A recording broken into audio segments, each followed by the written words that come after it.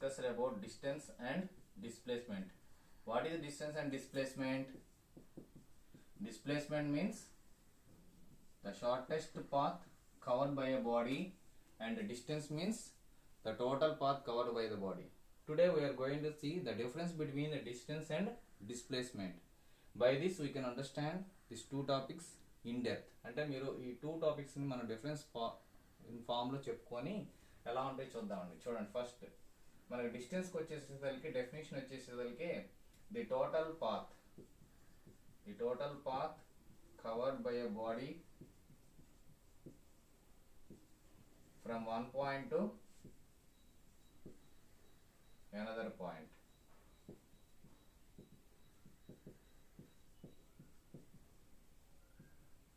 Okay, this is distance. And what is displacement? The shortest path covered by a body from initial point to final point. So these are the two definitions for distance and displacement. ఇప్పుడు వీటి differences, first differences మన definitions చెప్పుకుంటాం. నేను already చెప్పాను total path and shortest path గుర్తుపెట్టుకోవాలి మనం. So ఆ రెండు బేస్ మీద నేను ఒక ఎగ్జాంపుల్ చూసాం. ఈరోజు ఇంకో ఎగ్జాంపుల్ చూద్దాం. నెక్స్ట్ మనకు వచ్చేసేదలికే వీటి యొక్క యూనిట్స్ కావాలి. యూనిట్స్ వచ్చేసేదలికే మనం SI unit and CGS unit లో రాస్తాం. ఎస్ఐ యూనిట్ అంటే ఏంటంటే system of international units, CGS అంటే సెంటీమీటర్, గ్రామ్ అండ్ సెకండ్స్ లో ఉంటుంది. ఎస్ఐ యూనిట్ లో తీసుకుంటే మనకి డిస్టెన్స్ అనేది మీటర్స్ లో కొలుస్తాం. సిజిఎస్ యూనిట్స్ లో తీసుకుంటే సెంటీమీటర్స్ లో కొలుస్తాం. So will measure like that. Same in displacement also SI unit for displacement is in metres and CGS unit of displacement is centimetres. అలాగే ఈ ఒకసారి ఈ రెండింటికి రిలేషన్ అడుగుతాడు. ఏంటి రిలేషన్ మనకు తెలుసు, 1 metre is equal to how many centimetres, 100 centimetres. అదే రిలేషన్. ఆ తర్వాత నెక్స్ట్ యూనిట్స్ అయిపోయిన తర్వాత మనకి ఇది ఏ క్వాంటిటీ అని అడుగుతాడు. అంటే యాక్చువల్గా మనకు క్వాంటిటీస్ మొత్తం 2 టైప్స్ గా డివైడ్ చేసి ఉంటారు. ఏంటవి? స్కేలార్స్ అండ్ వెక్టార్స్ అంటారు. Scalars and vectors. స్కేలార్ అంటే ఏంటి, వెక్టార్ అంటే ఏంటి? స్కేలార్ అంటే if any physical quantity which is having only magnitude but no direction, direction లేకుండా ఓన్లీ మ్యాగ్నిట్యూడ్ ఉంటేనే దాన్ని స్కేలార్ అంటారు. మరి వెక్టార్ అంటే ఏంటి? Physical quantity which is having magnitude and direction కూడా ఉండాలి. సో అలాంటి వాటిని వెక్టార్స్ అంటారు. ఇది ఎందుకు అన్నప్పుడు ఇప్పుడు ఈ డిస్టెన్స్, డిస్ప్లేస్మెంట్ అనేది ఏ క్వాంటిటీ కింద వస్తుందో మనం చూడాలి. యాక్చువల్గా వీటన్నిటిని మనకి ఫిజికల్ పారామీటర్స్ అంటారు. ఈ physical parameters or physical quantities అంటారు. ఈ ఫిజికల్ క్వాంటిటీస్ అన్నిటికీ మనం డిఫైన్ చేసినప్పుడు వాటి యొక్క 5 క్యారెక్టరిస్టిక్స్ గురించి చెప్పాలి. అంటే 5 పారామీటర్స్ అంటారు, లేకపోతే క్యారెక్టరిస్టిక్స్ అనొచ్చు. అంటే ఏంటి? ఫస్ట్ డెఫినేషన్, యూనిట్స్, అది ఏ క్వాంటిటీ, అలాగే దాని సిస్టమ్ ఎలా డిఫైన్ చేశారు, అంటే వాటి రిలేషన్ ఎలా ఉంది ఎస్ఐ యూనిట్కి, సిజిఎస్ యూనిట్కి, అలాగే దానికి డైమెన్షన్ ఫార్ములా అంటారు. ఇవన్నీ మనం మెజర్ చేసుకోవాలి. సో ఇవన్నీ చెప్పే ముందు అందుకని ఈ పాయింట్స్ వస్తాయి మనకి. ఆల్రెడీ మనకి నెక్స్ట్ చాప్టర్ ఉంది, దానిలో వెక్టార్స్ అండ్ స్కేలార్స్ గురించి ఇన్ డెప్త్ గా చదువుకుంటాము. జస్ట్ మీరు ఇక్కడ డెఫినేషన్స్ తెలుసుకుంటే చాలు. స్కేలార్ అంటే ఏంటి, వెక్టార్ అంటే ఏంటి? ఈ physical quantity which is having only magnitude but no direction, that type of quantities are called scalar quantities అంటారు. వాటి సింపుల్ గా స్కేలార్స్ అంటారు. అలాగే వెక్టార్స్ కి వచ్చారనుకోండి, physical quantity which is having magnitude, both magnitude and direction, that type of quantities are called vector quantities. వాటిని simple గా vectors అంటారు. సో ఇప్పుడు మనం ఓకేనా, సో స్కేలార్ అంటే అది, వెక్టార్ అంటే అది. ఇప్పుడు మనం తీసుకునే డిస్టెన్స్ అనేది ఏ క్వాంటిటీ, డిస్ప్లేస్మెంట్ ఏ క్వాంటిటీ అన్నప్పుడు స్కేలార్ అన్నట్టే మనం ఏం చెప్తున్నాం, the physical quantity which is having only magnitude. అంటే ఈ డిస్టెన్స్ అనేది స్కేలార్ క్వాంటిటీ అవుతుంది. నిన్న మనం చెప్పుకున్న ఎగ్జాంపుల్లో డైరెక్షన్ కూడా చెప్పాము, అందుకని డైరెక్షన్ కూడా ఉంది కాబట్టి ఇది వెక్టార్ క్వాంటిటీ అవుతుంది. This is vector quantity. So దీనికి ఇక్కడ మీకు డౌట్ రావచ్చు, what is magnitude, what is direction అని. మ్యాగ్నిట్యూడ్ అంటే ఏంటి? ఫర్ ఎగ్జాంపుల్ ఇప్పుడు నేను చెప్తున్న ఈ ఎగ్జాంపుల్లోనే a boy is running towards some east 10 kilometers అన్నాడు. A boy is a body is moving about 10 kilometers అన్నాను. అంటే ఒక బాడీ అనేది 10 kilometers మూవ్ అయింది. అంటే ఏంటి, ఇక్కడ మీ ఎగ్జాంపుల్లో తీసుకుంటే 10, ఈ 10 అనేది మ్యాగ్నిట్యూడ్ అవుతుంది. అలాగే ఈ బాడీ అనేది ఎటు వెళ్ళిందని చెప్పామో చెప్పలేదు. సో ఫర్ ఎగ్జాంపుల్ ఈ స్టేట్మెంట్లోనే body is moving about 10 kilometers towards east అన్నాం. ఈస్ట్ అంటే ఏంటి, ఒక డైరెక్షన్ చెప్పాం. అంటే ఈస్ట్ వైపే ఆ బాడీ మూవ్ అవుతుంది అని మీనింగ్. అప్పుడు దాన్ని వెక్టార్గా తీసుకోవాలి. అంటే ఒక డైరెక్షన్ మ్యాగ్నిట్యూడ్ రెండు చెప్తేనే అది వెక్టార్ క్వాంటిటీ అవుతుంది. అలా కాకుండా ఓన్లీ డైరెక్షన్ చెప్పకుండా ఓన్లీ మ్యాగ్నిట్యూడ్ చెప్పారనుకోండి, దాన్ని ఓన్లీ స్కేలార్ అవుతుంది. అందుకని ఇక్కడ మనం డిస్టెన్స్ డిస్ప్లేస్మెంట్ తీసుకున్నప్పుడు, డిస్టెన్స్ మనం చెప్పేటప్పుడు ఏం చెప్తున్నాం, టోటల్ పాత్ కావాలి. నేను ఒక ఎగ్జాంపుల్ తీసుకుని కూడా చెప్పాం. దానిలో మనకి అందుకని ఒక డైరెక్షన్ లేదు, ఎలా అయినా వెళ్ళొచ్చు. టోటల్ బాడీ అనేది కవర్ అవ్వాలి. అంటే ఏంటి, అది స్కేలార్ క్వాంటిటీ. అలాగే డిస్ప్లేస్మెంట్ అనేది వెక్టార్ క్వాంటిటీ అవుతుంది. ఫర్ ఎగ్జాంపుల్ నిన్న మనం ఒక కేసు తీసుకున్నాం.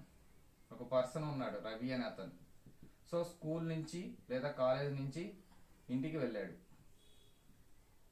హౌస్. సో అతను ఒక 10 kilometers ట్రావెల్ చేశాడు. సో స్కూల్ నుంచి హౌస్కి వెళ్ళినప్పుడు ఎన్ని 10 kilometers అంటున్నాడు. మళ్ళీ హౌస్ నుంచి స్కూల్కి రావడానికి 10 kilometers. సో టోటల్ డిస్టెన్స్ ఎంత నిన్న 20. Distance is 20 kilometers and displacement is 0 అని చెప్తున్నాం. అంటే ఏంటి, డిస్ప్లేస్మెంట్కి 0 వాల్యూస్ ఉంటాయి and positive values negative values కూడా ఉంటాయి. అంటే ఇక్కడ మనం పాయింట్ చెప్పాలి ఏంటి, డిస్టెన్స్కి ఎప్పుడు పాజిటివ్ వాల్యూసే ఉంటాయి. Distance having only positive values. ఎందుకని చెప్పండి, డిస్టెన్స్ అంటే ఏంటి, ఒక పర్సన్ ఎంతో కొంత దూరం వెళ్తున్నాడు, అట్లీస్ట్ 0.1 kilometer అయినా లేదా ఒక సెంటీమీటర్ అయినా వెళ్తాడు. అంటే ఏంటి, అతను వెళ్ళేది ఒక డిస్టెన్స్ కాబట్టి కొంత దానికి పాజిటివ్ వాల్యూస్ ఉంటాయి. కానీ డిస్ప్లేస్మెంట్కి మనకి పాజిటివ్ వాల్యూస్ ఉంటాయి, నెగిటివ్ వాల్యూస్ ఉంటాయి, అలాగే 0 వాల్యూస్ కూడా ఉంటాయి. ఎందుకని, ఇప్పుడు మనం ఈ ఎగ్జాంపుల్ తీసుకున్న అందుకోసమే. చూడండి, స్కూల్ నుంచి హౌస్కి వెళ్ళాడు 10 kilometers, మళ్ళీ హౌస్ నుంచి స్కూల్కి వచ్చాడు 10 kilometers, మొత్తం 20 అయింది. డిస్ప్లేస్మెంట్ 0 అండి. అంటే ఇది ఇనీషియల్ పాయింట్ ఇది. అందుకే డెఫినేషన్ చూడండి, shortest path covered by a body from initial point to final point అంటున్నాం. ఇనీషియల్ పాయింట్ ఇది, మళ్ళీ ఫైనల్ పాయింట్ అదే అయిపోయింది. సో అప్పుడు డిస్ప్లేస్మెంట్ 0 అయింది. అంటే ఏంటి, మనకి డిస్ప్లేస్మెంట్కి 0 వాల్యూస్ ఉంటాయి, నెగిటివ్ వాల్యూస్ ఉంటాయి, పాజిటివ్ వాల్యూస్.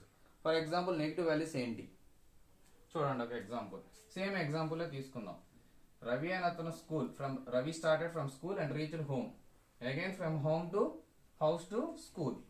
స్కూల్కి వచ్చేసి స్కూల్ నుంచి తను ఇంటికి వెళ్ళకుండా ఫర్ ఎగ్జాంపుల్ ఏదో వాళ్ళ ఫ్రెండ్ ఇంటికి వెళ్ళాడు అనుకోండి, ఫ్రెండ్ హౌస్కి వెళ్ళాడు. అంటే ఇది ఒక 2 kilometers అనుకోండి.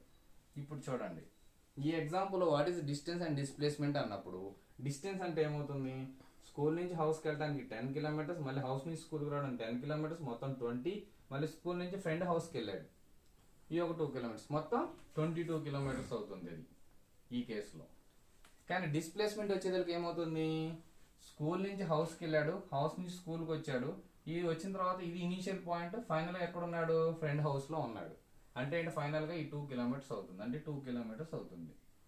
యాక్చువల్గా ఇది మనం ఆరిజిన్గా తీసుకుంటే ఈ 2 అనేది -2 అవుతుంది. అందుకని మనకు నెగిటివ్ వాల్యూస్ వస్తాయి, పాజిటివ్ వాల్యూస్ వస్తాయి, 0 వాల్యూస్ వస్తాయి డిస్ప్లేస్మెంట్ అనేది తీసుకున్నప్పుడు. So displacement has positive values, negative values and 0 values, but distance has only positive values. ఇది మనకి ఆ ఎగ్జాంపుల్ నుంచి ఈ పాయింట్ ఒకటి అర్థమవుతుంది. నెక్స్ట్ లాస్ట్ పాయింట్ ఏంటంటే, మనకి మీరు అబ్జర్వ్ చేస్తే ఏదైనా వాల్యూస్ తీసుకున్నప్పుడు ఏ వాల్యూ ఎక్కువగా ఉంటుంది, డిస్టెన్స్ ఎక్కువగా ఉంటుందా, డిస్ప్లేస్మెంట్ ఎక్కువగా ఉంటుంది.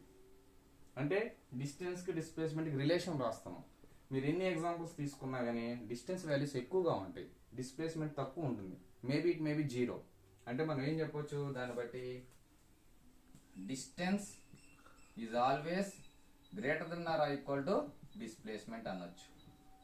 లేదా మీ బుక్స్లో ఏం రాస్తారంటే displacement is equal to or less than distance అంటాడు. అంటే ఈ ఎగ్జాంపుల్స్ మీరు ఎన్నైనా ఎగ్జాంపుల్స్ తీసుకున్నానా, డిస్టెన్స్ డిస్ప్లేస్మెంట్ వాల్యూస్ క్యాలిక్యులేట్ చేయండి. మ్యాక్సిమం మీరు చూస్తే డిస్టెన్స్ అనేవి పాజిటివ్ వాల్యూస్ ఎక్కువగా ఉంటాయి, డిస్ప్లేస్మెంట్ అనేది 0 వాల్యూస్ నెగిటివ్గా ఉంటాయి. అంటే ఏంటి, మ్యాక్సిమం డిస్ప్లేస్మెంట్ అనేది చాలా తక్కువగా ఉంటుంది. అందుకే దాన్ని షార్టెస్ట్ పాత్ అన్నాం. So distance is always greater than or equal to displacement, ఆ displacement is less than or equal to distance. మనం ఏదైనా రాసుకోవచ్చు. సో ఈ పాయింట్ మనం బేస్ చేసుకొని మనం మీ ప్రాబ్లమ్స్ ఇచ్చినప్పుడు అర్థమైపోతూ ఉంటుంది, డిస్టెన్స్ ఎక్కువ ఉందా, డిస్ప్లేస్మెంట్ తక్కువ ఉందా లేదా ఎక్కువ ఉందా అనేది ఒక పాయింట్ మనకు తెలుస్తూ ఉంటుంది. దాన్ని బట్టి మనం ప్రాబ్లమ్స్ కూడా సాల్వ్ చేసుకోవచ్చు. న్యూమరికల్స్లో మీకు చెప్తున్నాను. సో అట్లా మనకు డిస్టెన్స్ డిస్ప్లేస్మెంట్ మీద రిలేషన్ ఇలా వస్తుంది. సో మీరు ఈ పాయింట్ బేస్ చేసుకుని అర్థం చేసుకోవచ్చు. ఫర్ ఎగ్జాంపుల్ ఇంకో ఎగ్జాంపుల్ తీసుకుందాం. ఫర్ ఎగ్జాంపుల్ అనదర్ ఎగ్జాంపుల్ తీసుకుంటున్నాను. ఇంకో ఎగ్జాంపుల్ నేను ఏం చేస్తున్నాను, ఫ్రమ్ హౌస్ నుంచి ఫర్ ఎగ్జాంపుల్ మార్కెట్కి వెళ్ళాడు అనుకోండి. మార్కెట్ వచ్చేసి 5 కిలోమీటర్స్. సో ఏదో ఒక రవి, సేమ్ పర్సన్ అనుకోండి. రవి అని అతను హౌస్ నుంచి మార్కెట్కి వెళ్ళాడు 5 కిలోమీటర్స్. మార్కెట్ దగ్గరికి వెళ్ళేసేసి అక్కడే ఉన్నాడు అనుకుందాం ఫర్ ఎగ్జాంపుల్. దీనిలో డిస్టెన్స్ ఎంత, డిస్ప్లేస్మెంట్ ఎంత? What is distance, what is displacement? Distance వచ్చేసి 5 కిలోమీటర్స్ ఏనండి. మరి డిస్ప్లేస్మెంట్ 5 కిలోమీటర్స్. ఎందుకని చూడండి, ఇది స్ట్రైట్ లైన్ అంటారు. అంటే ఒక పర్సన్ అనేవాడు స్ట్రైట్ లైన్ లో వెళ్తున్నప్పుడు distance is always equal to displacement. అందుకే less than or equal to అన్నాం ఇక్కడ. Greater than or equal to or less than or equal to అని ఎప్పుడు వస్తుందంటే ఏదైనా ఒక కేసులో ఆ బాడీ కానీ ఆ పర్సన్ కానీ స్ట్రైట్ లైన్లోనే వెళ్ళాలి. సపోజ్ ఈ ఎగ్జాంపుల్ తీసుకోండి, రవి అనే అతను హౌస్ నుంచి మార్కెట్కి వెళ్ళాడు 5 కిలోమీటర్స్. దీనిలో డిస్టెన్స్ ఎంత, డిస్ప్లేస్మెంట్ ఎంత అని అడుగుతాడు. డిస్టెన్స్ 5 వస్తుంది, డిస్ప్లేస్మెంట్ 5 వస్తుంది, same. In this case the distance is equal to displacement. మీ క్వశ్చన్స్ కూడా ఇలానే అడుగుతారండి. In which case the distance must be equal to displacement అంటాడు. When a body moves in a straight line path. ఇది answer. అంటే ఒక body అనేది straight line path లో వెళ్తేనే డిస్టెన్స్ డిస్ప్లేస్మెంట్ ఈక్వల్ అవుతుంది. అందుకని మీకు ఇక్కడ ఇది వచ్చింది, మీకు ఇక్కడ డౌట్ వస్తుంది. Distance is greater than or equal to displacement అన్నాను. గ్రేటర్ దెన్ అంటే మనకి ఇలా ఎగ్జాంపుల్స్ తీసుకున్నప్పుడు మనకు తెలిసిపోతుంది distance is greater than displacement అని. మరి ఎప్పుడు ఈక్వల్ అవుతుంది అన్నప్పుడు when a body moves in straight line path.